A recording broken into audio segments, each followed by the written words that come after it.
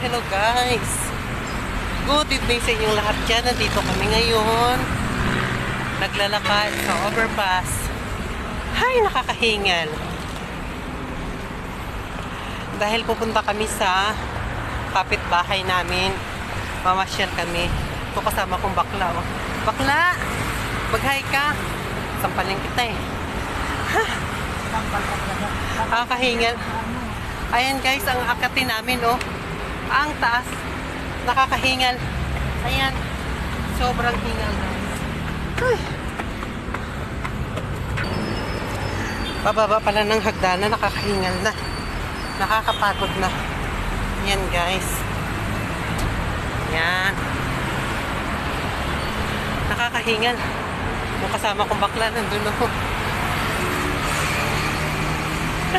Ay, ako Diyos ko. Good evening, nakalabas din ng bahay sa wala sa oras. Kaya ayan ngayon, pupunta tayo sa ating pupuntahan. Kapitbahay namin sa probinsya, bibisitahin namin. Ayan. Guys, nandito kami ngayon. Kita mo si Kuba? Sino Kuba? Nelson? O ay, din sa...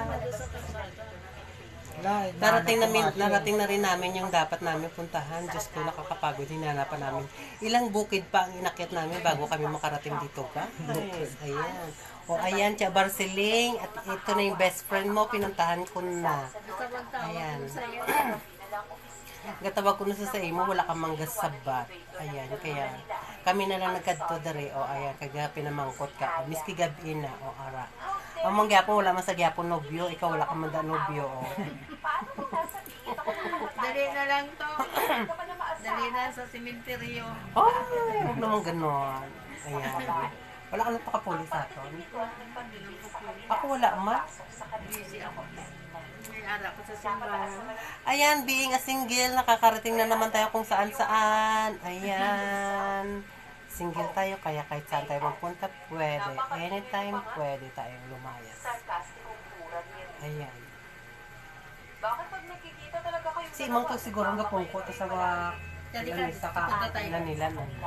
Alright guys, papasyal ulit kami sa kabilang barrio.